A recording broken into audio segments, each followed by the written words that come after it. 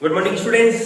Class 11th lesson number 6 कार्य, ऊर्जा और शक्ति। स्टूडेंट्स, इसके पहले की वीडियो में हमने आपको शक्ति की परिभाषा, शक्ति का मात्रक, उसकी विमा और शक्ति को विभिन्न रूपों में आप किस तरह से मापेंगे के बारे में हमने पढ़ाया। आज की जो हमारी वीडियो है एक बेहद इंपॉर्टेंट वीडियो होने जा रही है आपके पास, क्योंकि आज की जो वीडियो है उसमें हम टक्कर, जिसको संघटन इंग्लिश में कोलिजन कहते हैं, इस वीडियो में हम आपको टक्कर क्या होती है, टक्कर कितने प्रकार की होती है, इनकी परिभाषा, इनके लिए आवश्यक प्रतिबंध के बारे में बताएंगे।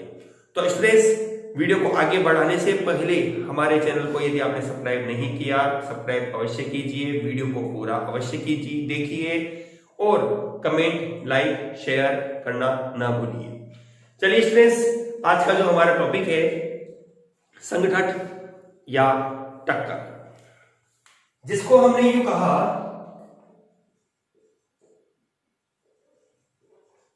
संघटन के नाम से इसको बोला जाता है, जिसका पुराना नाम के रूप में अपन इसको टक्कर ही कहते हैं। आप इस टॉपिक को यूं भी कह सकते हैं पिंडों की टक्कर, कणों की टक्कर।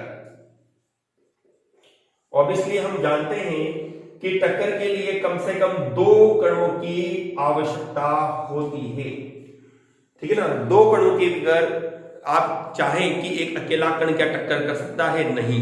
हाँ, उस अकेले कण के भीतर जो आणविक कण है, परमाणुकीय कण है, उनके मध्य टक्कर संभव है, लेकिन 2 कण आपके पास अलग अलग नेचर के हैं, ठीक है ना। आपने दोनों कणों को पृथक कर रखा है, तो वहां टक्कर संभव नहीं है। देखिए, सबसे पहले तो हम टक्कर की परिभाषा, टक्कर क्या होती है, टक्कर किसे कहते हैं। तो स्टूडेंट, टक्कर की परिभाषा के रूप में हम ये कहते हैं कि जब 2 कण या पिंड एक दूसरे के संपर्क में लाया जाता है, संपर्क में लाने का मतलब हो गया पास लाया जाता है, तो उनके मध्य होने वाली अन्योन्य क्रिया टक्कर कहलाती है। दोबारा से मेरी बात को सुनिए। जब 2 पिंडों को या वस्तु को परस्पर संपर्क में लाया जाता है, तो उनके मध्य होने वाली अन्योन्य क्रिया को टक्कर कहते हैं। देखिए स्टूडेंट्स, टक्कर की परिभाषा के रूप में मैंने आपको बोला 2 पिंडों को परस्पर संपर्क में लाने पर, तो यह जरूरी नहीं होता कि दोनों कण जब पास आएंगे तभी टक्कर होगी, ऐसा कोई जरूरी नहीं है आपके पास। यह हम यूं भी कह सकते हैं, जैसे आपको ध्यान हो, आपने पढ़ा भी है क्लास 10th में रदरफोर्ड का एल्फा कण प्रकीर्णन प्रयोग, ठीक है, जिसमें आप स्वर्ण पन्नी पर एल्फा कणों की बौछार कराते थे, तो जो एल्फा कण सोने की पन्नी के पास नहीं पहुंचते थे, फिर भी वो क्या होते थे, दूर भाग जाते थे। वो भी क्या, टक्कर। वो भी क्या है आपका, टक्कर। जैसे चुंबक के 2 ध्रुव है, समान प्रकृति के ध्रुव होते हैं, जब आप उनको पास लाते हैं तो वो दोनों क्या होते हैं, एक दूसरे से दूर हटते हैं।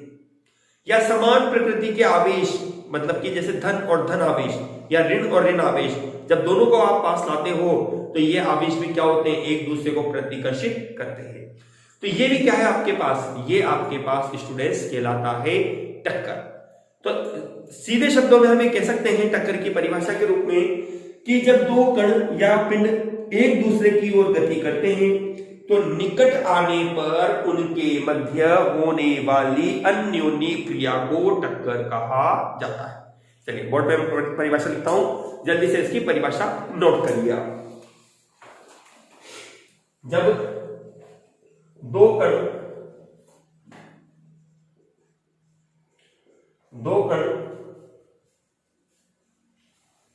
एक दूसरे की ओर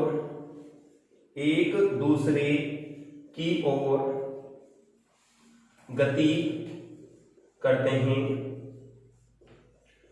एक दूसरे की ओर गति करते हैं या निकट लाया जाता है, तो उनकी मध्य होने वाली अन्योन्य क्रिया, उनके मध्य होने वाली अन्योन्य क्रिया के कारण के कारण उनकी गति या ऊर्जा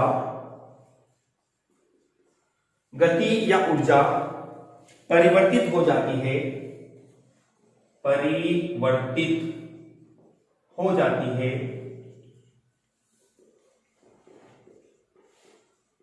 टक्कर कहलाती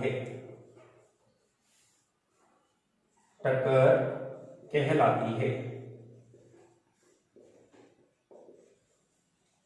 ठीक है स्टूडेंट्स, दोबारा से सुनिए। जब दो कण एक दूसरे के पास आते हैं या एक दूसरे की ओर लाए जाते हैं तो उनके मध्य होने वाली अन्योन्य क्रिया के कारण उनकी ऊर्जा या उनकी गति की दिशा में जो परिवर्तन होता है वही टक्कर कहलाती है। स्टूडेंट्स, टक्कर आपके पास दो प्रकार की बनती है। सामान्य रूप से टक्कर दो प्रकार की बनती है। क्यों बनती है, कारण क्या है इसका? टक्कर दो प्रकार के बनने का रीजन ये होता है, आपके पास यह बल,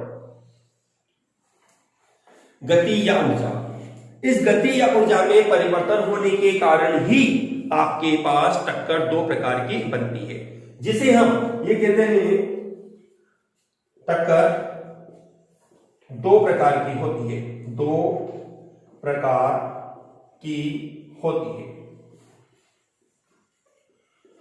जिसमें हमारे पास नंबर 1 के रूप में होती है प्रत्यास्थ टक्कर, और दूसरी आपके पास होती है अप्रत्यास्थ टक्कर। दूसरी आपके पास है अप्रत्यास्थ टक्कर। ठीक है स्टूडेंट्स, सामान्यतः कई बार इसको यूं भी बोल दिया जाता है पूर्णतः अप्रत्यास्थ टक्कर, वह तीसरे प्रकार के रूप में चल जाता है। अभी आगे आपको मैं एक टॉपिक बताऊंगा, न्यूटन का प्रत्यावस्थान गुणांक या टक्कर का नियम, ठीक है ना, उसके आधार पर भी आप टक्कर को परिभाषित कर सकते हैं। अभी हमारे पास है सबसे पहले प्रत्यास्थ टक्कर। सबसे पहले हम प्रत्यास्थ टक्कर के बारे में आपको बता रहे हैं। प्रत्यास्थ टक्कर क्या होती है, इसे किस प्रकार से परिभाषित किया जा सकता है। तो स्टूडेंट्स, इस प्रकार की जो टक्कर होती है, इस प्रकार की टक्कर में वस्तु की गतिज ऊर्जा व संवेग दोनों नियत रहता है। ठीक है, देखो ना, जैसे उदाहरण के तौर पर मैंने आपको कहा ये दो कण है अपने पास, पहले कण का द्रव्यमान m1, दूसरे कण का द्रव्यमान है m2। इस पहले कण का जो प्रारंभिक वेग है वह है u1, दूसरे कण का, सॉरी इसको अपन इंटरचेंज कर देते हैं, इसको u2, इसको अपन u1 कह देते हैं। एक की बात है, कोई फर्क नहीं है, आप इंटरचेंज कर सकते हो। ये दोनों कण टक्कर करते हैं। ये घटना आपके पास है टक्कर से पूर्व की, ठीक है ना। जब ये कण टक्कर करते हैं तो टक्कर के बाद m1 कण का जो द्रव्यमान है m1, इसका वेग अपन मान लेते हैं v1 हो जाता है, और दूसरा कण जो है जिसका द्रव्यमान m2 है उसका वेग v2 हो जाता है। ये कब है? टक्कर के बाद। तो स्टूडेंट्स, यदि अपने पास प्रत्यास्थ टक्कर अपन सिद्ध करना चाहते हैं तो हम ये कहेंगे कि टक्कर से पूर्व वस्तु का कुल संवेग बराबर होगा टक्कर के पश्चात वस्तु का कुल संवेग। देखिए इस तरह से, इस प्रकार हम इसको कहते हैं संवेग संरक्षण के नियम से। संवेग संरक्षण के नियम से हमारे पास बनेगा टक्कर से पूर्व वस्तु का कुल संवेग बराबर होगा टक्कर के पश्चात वस्तु का कुल संवेग, ठीक है ना। तो टक्कर से पूर्व कुल संवेग, पहली वस्तु का संवेग कितना बनेगा? परिभाषा के अनुसार कहते हैं द्रव्यमान इंटू वेग। तो पहले कण का संवेग हुआ m1 u1 और दूसरे कण का संवेग कितना हुआ m2 u2। तो कुल आपके पास बनेगा m1 u1 plus m2 u2 बराबर होगा टक्कर के बाद कितना हो जाएगा m1v1 प्लस m2 v2। ठीक है, इसको अपने दे दिया नंबर 1। ये तो आपने कहा केवल संवेग की बात करी। इसी प्रकार से गतिज ऊर्जा भी इसमें संरक्षित रहती है। हमने कहा ऊर्जा संरक्षण के नियम से, ऊर्जा संरक्षण के नियम से अपने पास क्या बनेगा, नियम से टक्कर से पूर्व कुल ऊर्जा, टक्कर से पूर्व कुल ऊर्जा, कुल ऊर्जा से मतलब है गतिज ऊर्जा, क्योंकि गतिमान अवस्था में है वस्तु, इसलिए गतिज ऊर्जा का ही यहां अध्ययन किया जाता है। बराबर होगी टक्कर के पश्चात कुल ऊर्जा। ठीक है, जिसके आधार पर मैंने कहा 1/2 m1 u1 square plus 1/2 m2 u2 square बराबर होगा 1/2 m1 v1 square plus 1/2 m2 v2 square, समीकरण नंबर 2। ठीक है स्टूडेंट्स, इस तरह से देखो, आप थोड़ा सा मैं दोबारा संक्षेप में इसको रिपीट कर देता हूं। टक्कर क्या है, टक्कर के रूप में हम सामान्य रूप में हम शॉर्ट में बिल्कुल परिभाषा कहते हैं कि टक्कर वो प्रक्रिया है जिसमें दो कणों के मध्य होने वाली अन्योन्य क्रिया का अध्ययन किया जाएगा। उस अन्योन्य क्रिया के दौरान कण की गति, उसकी स्थिति, ठीक है ना, स्थिति से मतलब हो गया थीटा के रूप में कोण का गतिमान होना, उसकी ऊर्जा, उसके संवेग में परिवर्तन होता है। ठीक है, अब यह परिवर्तन जो होता है इसके आधार पर टक्कर को हम दो भागों में वर्गीकृत करते हैं, या कह सकते हो टक्कर दो प्रकार की होती है, जिसके आधार पर हमने कहा नंबर 1 के रूप में प्रत्यास्थ टक्कर।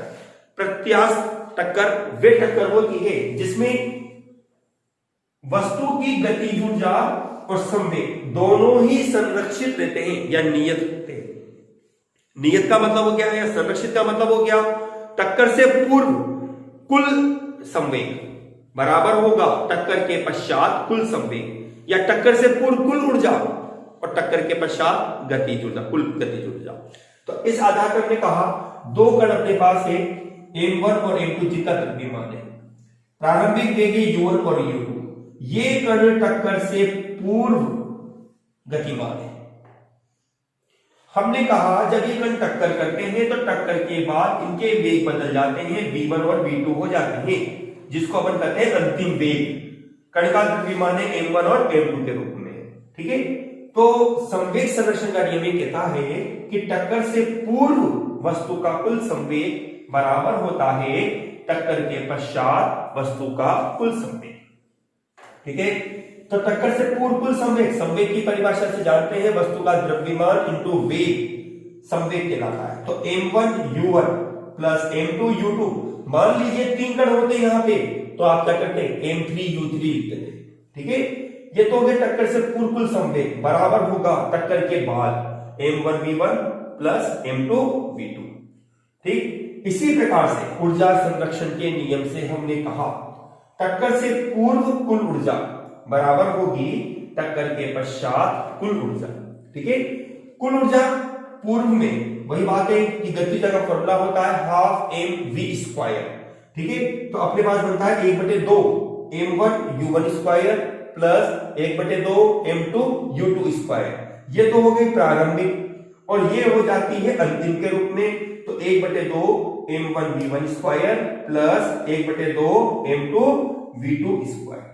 इस तरह से स्टूडेंट्स अभी तक हमने केवल पढ़ा प्रत्यास्थ टक्कर, ये आपके पास बनती है प्रत्यास्थ टक्कर। अब हम पढ़ते हैं अप्रत्यास्थ टक्कर। जल्दी से पहले इसका स्क्रीनशॉट लीजिए, फिर हम इसको इरेज करेंगे, मिटा देंगे। हाँ, तो स्टूडेंट्स अपने पास हो गई प्रत्यास्थ टक्कर। अब अपन लेते हैं अप्रत्यास्थ टक्कर। जैसे कि नाम से स्पष्ट है, अप्रत्यास्थ मतलब कि लौटना। देखिए स्टूडेंट्स, इस प्रकार की जो टक्कर है, आपको अभी थोड़ी देर पहले मैंने प्रत्यास्थ टक्कर के बारे में बताया। यहां पर आपने कहा कि गतिज ऊर्जा और संवेग दोनों ही नियत रहते हैं। हमने उसी प्रकार से यहां कहा अप्रत्यास्थ टक्कर में, इस टक्कर में वस्तु का संवेग तो नियत रहेगा, लेकिन गतिज ऊर्जा में हानि होती है। अर्थात गतिज ऊर्जा नियत नहीं होती। देखो हमने कहा इस टक्कर में संवेग तो संरक्षित रहता है लेकिन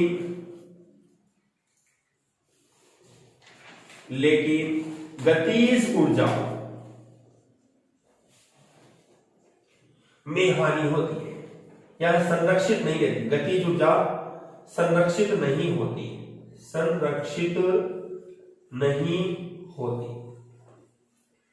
इसका मतलब ये होगा स्टूडेंट कि गतिज ऊर्जा में हानि होती है और ये हानि ऊर्जा या ऊष्मा के रूप में आपको प्राप्त होती है। देखिए जैसा हमने अभी चित्र को बनाया उसी रूप में अपन ने कहा यह m1 जिसका प्रारंभिक वेग है u1, दूसरा कण m2 जिसका प्रारंभिक वेग है u2। ये तो आपके पास घटना बनती है टक्कर से पूर्व, ठीक है ना। तो हमने कहा यहां पर टक्कर के बाद इनका जो वेग है v1 और v2 हो जाता है। ये लीजिए ये है टक्कर के बाद, ठीक है। तो आपके पास संवेग संरक्षण के नियम से बनेगा, संवेग संरक्षण के नियम से आपको बनेगा टक्कर से पूर्व वस्तु का कुल संवेग बराबर होगा टक्कर के पश्चात वस्तु का कुल संवेग। तो m1 u1 plus m2 u2 बराबर होगा m1 v1 plus m2 v2, ठीक है। लेकिन देखिए स्ट्रेस जैसा आपने कहा यहां पर आपके पास इस प्रकार की जो टक्कर होती है अप्रत्याश टक्कर, इसमें ऊर्जा संरक्षित नहीं होती, इसमें ऊर्जा में हानि होती है और ऊर्जा में होने वाली यह हानि ऊष्मा के रूप में आपको प्राप्त होती है। जैसे आपने देखा है बंदूक से गोली चलती है तो बंदूक से गोली चलाने पर बंदूक का गर्म हो जाना, ठीक है ना। माचिस की जब तीली आप माचिस बॉक्स से मैच बॉक्स से आप जलाते हैं, घर्षण की प्रक्रिया के फलस्वरूप ऊर्जा हानि होती है, माचिस की तीली जल जाती है, लेकिन जो रोगन उस पर होता है वो रोगन क्या होता है, घर्षण के फलस्वरूप अल्प मात्रा में गर्म होता है। तो ये ऊर्जा में हानि होना ये दर्शाता है कि इस घटना में अप्रत्याश टक्कर में वस्तु की गतिज ऊर्जा संरक्षित नहीं होती। अब मेरा सवाल ये है यहाँ पर कि ऐसा क्यों होता है, इसका रीजन क्या है। देखिए इसमें ऐसा इस वजह से होता है कि जब वस्तु टक्कर करती है तो टक्कर के बाद या तो वो वस्तु आपस में चिपक जाती है या विखंडित हो जाती है, ठीक है, जिससे ऊर्जा हानि बनती है। ठीक, ऊर्जा हानि बनने का कारण क्या है, या तो वस्तु आपस में चिपक जाती है, चिपक कर एक वेग से गतिमान होगी। अभी आपके पास देखते हो कि यहाँ दोनों वस्तुओं के अलग अलग वेग हैं, ठीक है। यदि अप्रत्याश टक्कर में हम ये कह दें कि दोनों वस्तुएं आपस में चिपक जाती है या गतिमान होती है या टूट जाती है, तो यहां आपके पास बनेगी ऊर्जा हानि के रूप में, ठीक है स्टूडेंट्स। इस तरह से आप दो बातें याद रखिए कि टक्कर दो प्रकार की बनती है, प्रत्यास्थ और अप्रत्यास्थ। प्रत्यास्थ टक्कर में वस्तु का संवेग और गतिज ऊर्जा दोनों ही संरक्षित रहती है, जबकि अप्रत्यास्थ टक्कर में हमारे पास वस्तु का संवेग तो संरक्षित रहेगा लेकिन गतिज ऊर्जा संरक्षित नहीं होती। अब आपसे इसका कारण पूछे तो आप बता सकते हैं क्योंकि अप्रत्यास्थ टक्कर के दौरान या तो कण आपस में चिपक जाते हैं, ठीक है, या विखंडित हो जाते हैं, जो कि ऊर्जा या ऊष्मा मुक्त करता है। इस तरह से स्टूडेंट्स आज हमने हमारी इस वीडियो में आपको टक्कर के बारे में पढ़ाया, टक्कर कितने प्रकार की होती है के बारे में बताया, ठीक है। अब हमारी जो नेक्स्ट वीडियो रहेगी वो होगा न्यूटन का प्रत्यावस्थान गुणांक, जिससे आप टक्कर का नियम भी कहते हैं, ठीक है स्टूडेंट्स। वीडियो को पूरा अवश्य देखिए, वीडियो को लाइक शेयर और कमेंट करना ना भूलिए स्टूडेंट्स। धन्यवाद स्टूडेंट्स।